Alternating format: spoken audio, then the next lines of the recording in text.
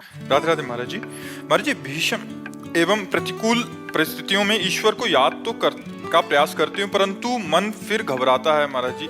ऐसे में अभ्यास नहीं है, पूर्व से भजन नहीं, इसलिए घबराता है। नहीं तो भगवान का यदि चिंतन किया जाए तो हर घबराहट, हर दुख, हर विपत्ति हम सह सकते हैं। हम अविनाशी हैं, शरीर विनाशी है, विपत्तियां विनाशी हैं। अविनाशी परमात्मा का चिंतन हमें ऐसी सामर्थ्य देगा कि हम सह जाएंगे, पर भगवान का चिंतन होना चाहिए।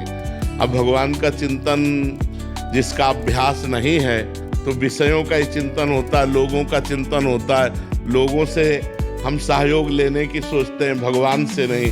यदि हम लोगों के सहयोग लेने की आकांक्षा का त्याग कर दें और सीधे भगवान से, तो हमें बहुत बड़ा सहयोग मिल जाए, हमें बहुत बड़ा लाभ मिल जाए कि हमारी विपत्ति में, भारी से भारी समस्या में, भारी से भारी संकट पर जीव का स्वभाव है वो पहले लोगों का आश्रय लेगा।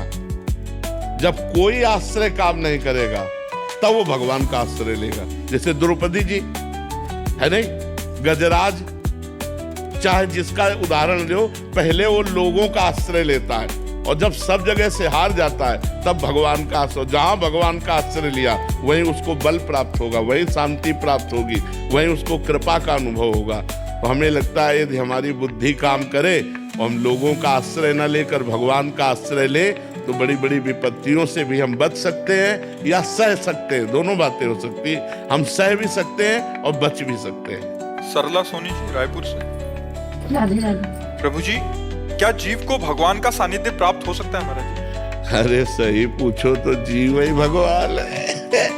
अब तुम कैसे समझो, जीव ही शिवा, शिव ही जीवा।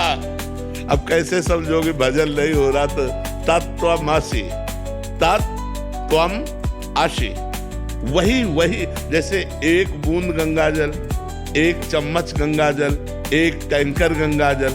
गंगाजल तो गंगाजल है ना।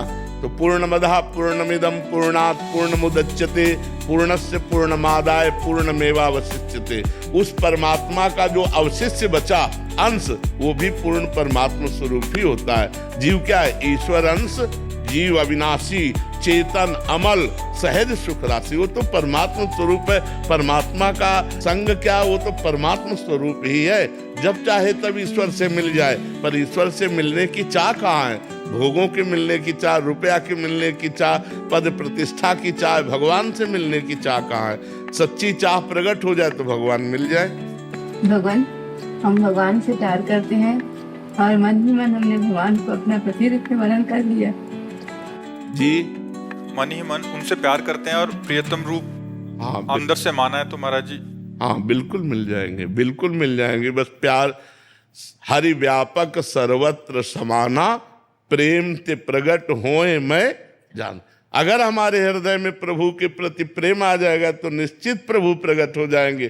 पर प्रेम बातों से कहने वाली बात नहीं, वो हृदय का विषय होता है। हम भगवान से कहते हैं कि आपसे प्रेम करते हैं, लेकिन सच्ची हम भगवान से प्रेम नहीं करते।